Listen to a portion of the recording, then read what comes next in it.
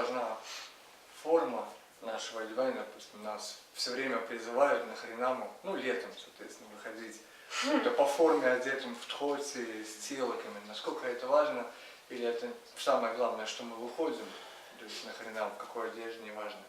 Форма и суть, вот эта вот разница. How much is the importance of how we dress while we do Harinama, because we are always asked to wear dhotis and saris in summer, for example, at least, and or is it just important so we go and do Harinama?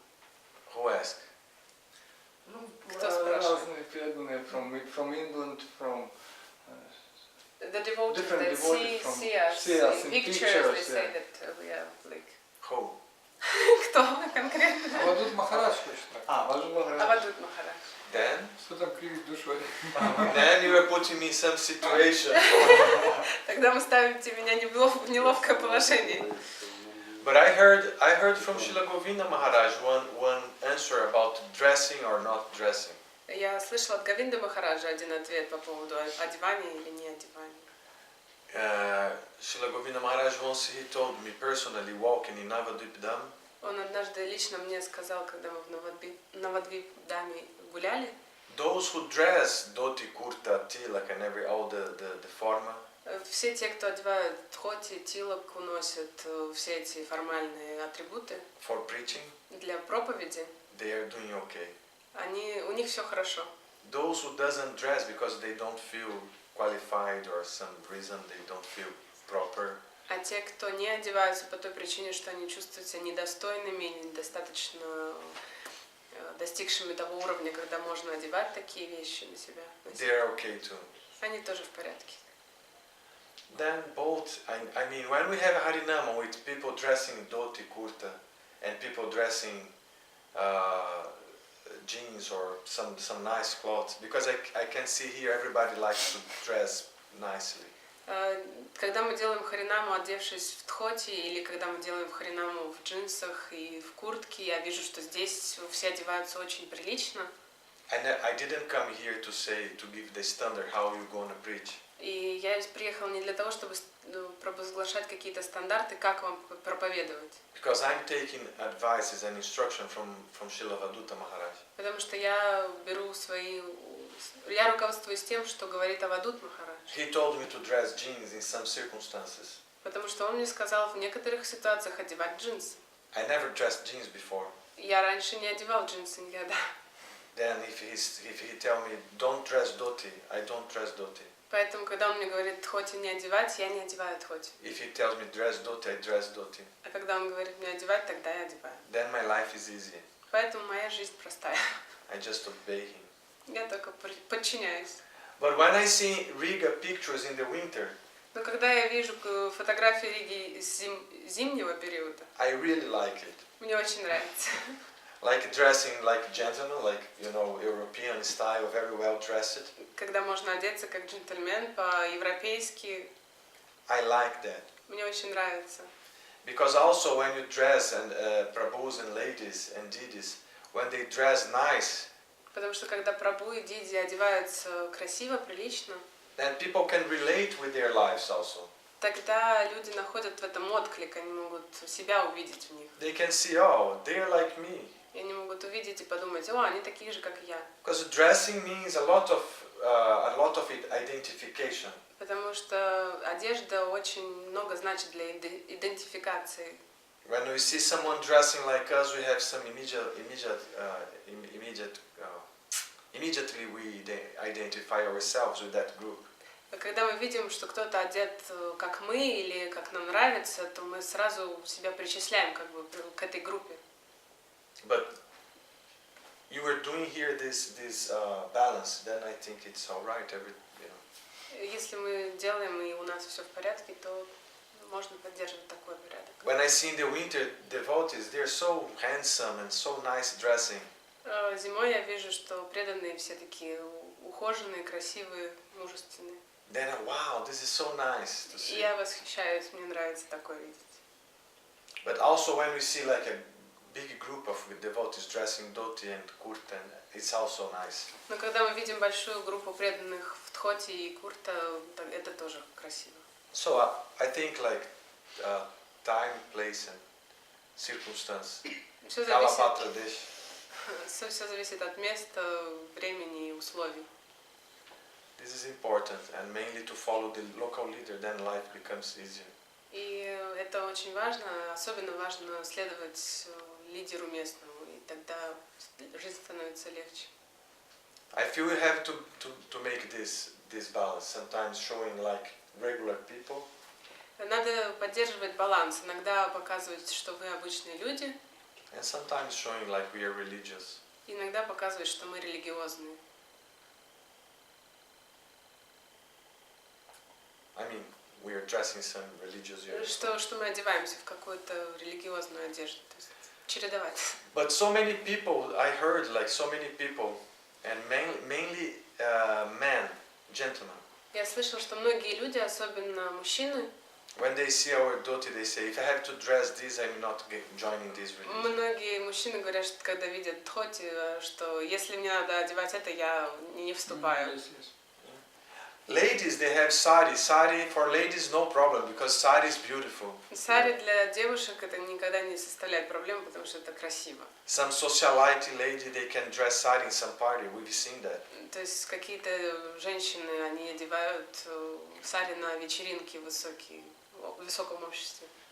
And dhoti sari is not necessarily spiritual. А дхоти и сари, они не обязательно с духовностью связаны. Lots of materialistic people in India before, they dressed in dhoti and sari. Материалисты в Индии давно уже не одевали и дхоти, и сари.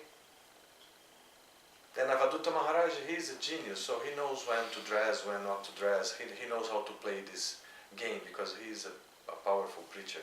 А Авадут Махарадж великий человек и великий проповедник, поэтому он знает, когда надо одевать, а когда не надо одевать. Поэтому к нему надо прислушиваться.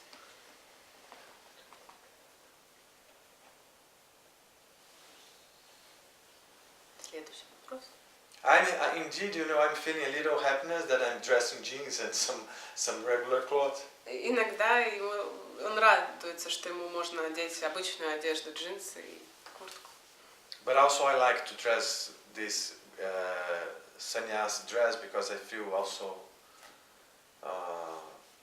Srila Maharaj said, the vesh, the cloth doesn't make the monk. Мне также нравится одевать одежду саньяси, потому что Шридхар Махарадж еще сказал, что одеяние саньяси не делает монаха, But helps. но помогает. Because when I'm dressing like this, I have to remember my position. Потому что когда я одет таким образом, я вспоминаю, постоянно помню о своей роли, должности.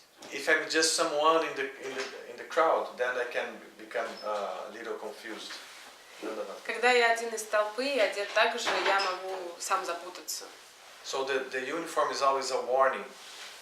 What is my position? Униформа это всегда предупреждение, знак, какова моя позиция, каков мой статус. It's a help. Поэтому это помогает.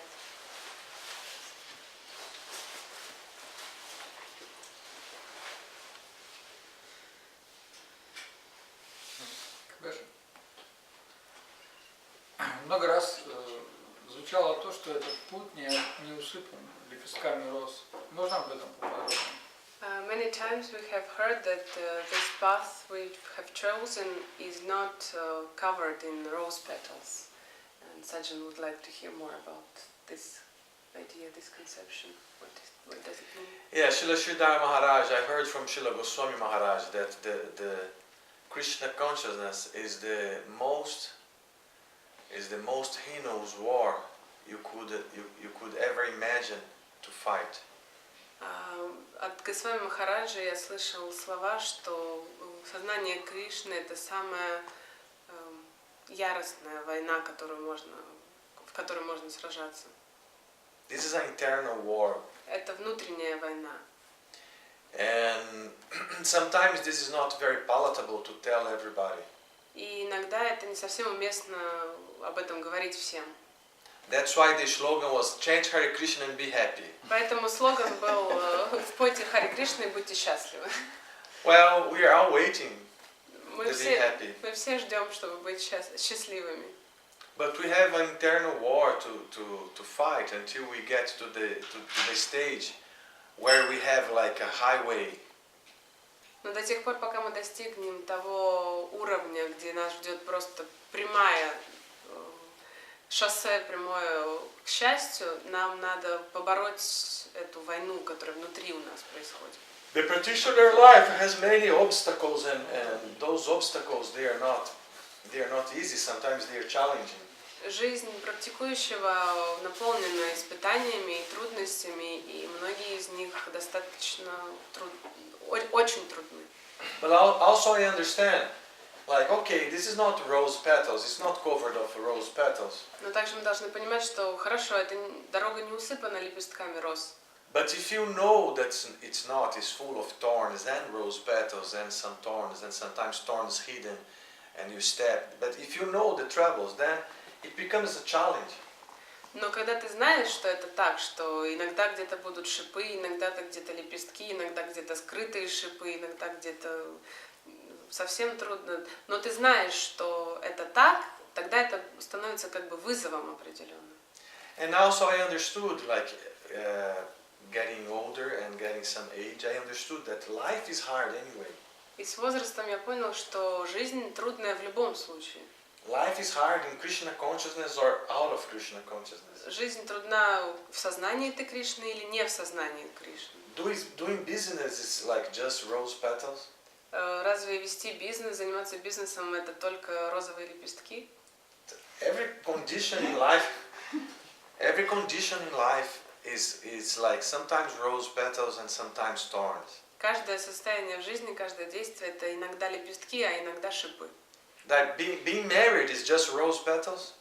Быть замужем или женатым, разве это только лепестки роз?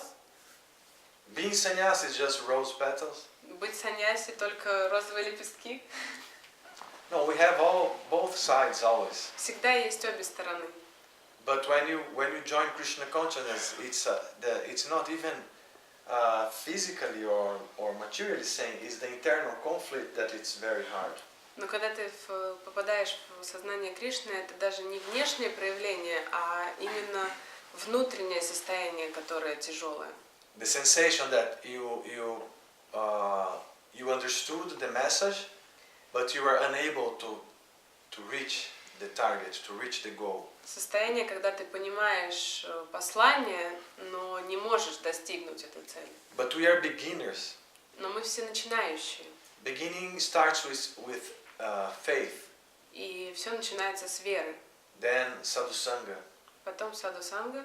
From sadhusanga, we start our practicing.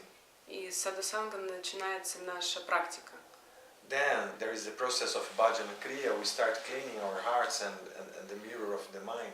Потом мы начинаем чистить свое сердце в зеркале нашего ума. So the process of practicing and cleaning it's very hard. Поэтому процесс практики и вот этой очистки, он очень сложный. It's like when you are learning some very difficult sport. Это как когда ты тренируешься в тяжелом спорте в каком-то. And you like that, but you cannot do all right because you are beginner. Когда тебе, например, что-то нравится, но ты не можешь еще сделать что-то совершенно, потому что ты только начал тренироваться. But I'm saying sport, but whatever you try to do that difficult, but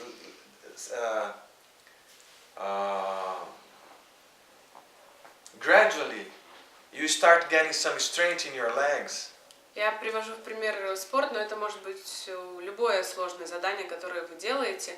Постепенно вы получаете, то есть в спорте постепенно ваши ноги становятся сильнее. When did you start doing your business? Когда вы начали заниматься своим Which бизнесом? В каком возрасте? 30 лет. 30. When he was 30. Okay, 30, but you felt secure like you feel now? Вы чувствовали такую же уверенность, как сейчас? Нет. No. Yes, now you have experience. You know more about life, about people, about business. Потому что сейчас есть опыт, вы знаете больше про людей, про бизнес, про жизнь. So the same experience you can understand in Krishna consciousness. И тот же самый опыт, это и про сознание Кришны подходит. But the thorns and petals will be there the same. Но и шипы, и лепестки роз, они все равно будут там всегда. Like you just wake up in the morning and you have to fight lions. Однажды утром вы проснетесь, и надо будет сражаться со львами. But if you just stay, chant Hare Krishna and be happy, but it's not happening, then you can get a little frustration. Но если вы читаете мантру и верите в слоган, что надо читать и будете счастливы, а это не происходит, тогда, конечно, чувствуется вот это разочарование. Now we can have a little adjustment for this slogan. Теперь мы можем сделать небольшую поправку к этому слогану. Yes, like chant Hare Krishna and be a fighter. Например, читайте Харе Кришны и будьте бойцом. Like sacrifice, train and practice and join and do something to get some quality. То есть жертвуйте, тренируйтесь, преодолевайте, чтобы обрести какие-то качества. Like you're going to play football, you don't know anything, then you just don't play anymore because it's hard. Это было бы глупо отказаться, например, от футбола, потому что я только начинаю, ничего не умею, ну ладно, я не буду играть вообще. Or any sport difficult. I mean, surfing is very difficult because there are the movements of the wave and I started learning surfing and I was very frustrated because some friends they were like learned quicker than me. Любой спорт, например, серфинг, очень сложный спорт, потому что надо учитывать и движение волн, и равновесие. И я когда начинала тренироваться, многие мои друзья уже были поднаторевшие серферы, и для меня это было сложно. But I stayed there. I kept like persistent. I persisted. Но я продолжил занятия, был настойчивым.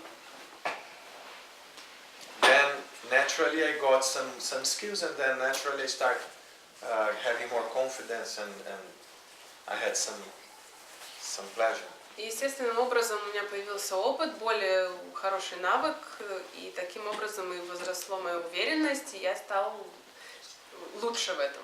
So practice brings perfection. Поэтому практика ведет к совершенству. So first the thorns and all the obstacles they are very difficult to overcome. Поэтому поначалу все препятствия, их очень сложно преодолеть. Then later on you just understand you have obstacles and you have all the difficulties every day. А потом позже ты осознаешь, что препятствия и сложности есть каждый день. But you just deal with that like naturally. Но ты с ними справляешься, не глядя практически. Means you acquire some stability. Означает, что со временем, с опытом ты получаешь некую стабильность, и тебя эти Then препятствия... through the practice, ruchi will come, taste for spirituality. И через практику придет не только уверенность, но и вкус к духовному. Taste for everything we do here. И вкус, и желание всего, чем мы сейчас здесь занимаемся. Real taste, very, very strong.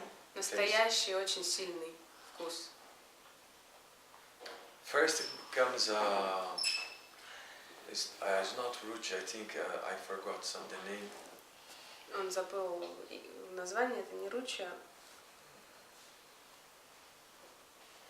It means stability, steadiness. То, что означает стабильность. Nishtha. Then ruchi. Сначала ништха, потом ручья. And when we are in ruchi, then you are solid.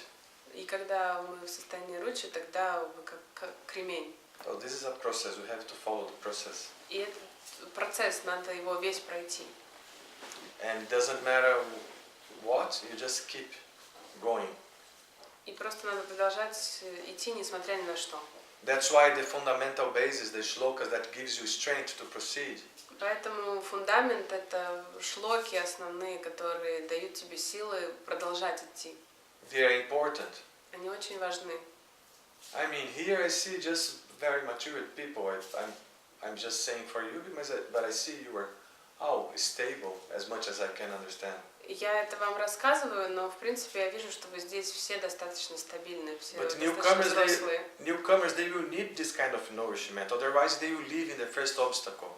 Но новички, которые будут приходить, им нужно будет вот это знание о том, что надо продолжать, иначе первая сложность, с которой они столкнутся, и они убегут. Because you can protect the newcomers to some extent. Потому что до какой-то степени можно защитить новичков от сложностей. But they will have to face their own craziness, their own obstacles. Но они столкнутся со своими собственными заморочками и проблемами.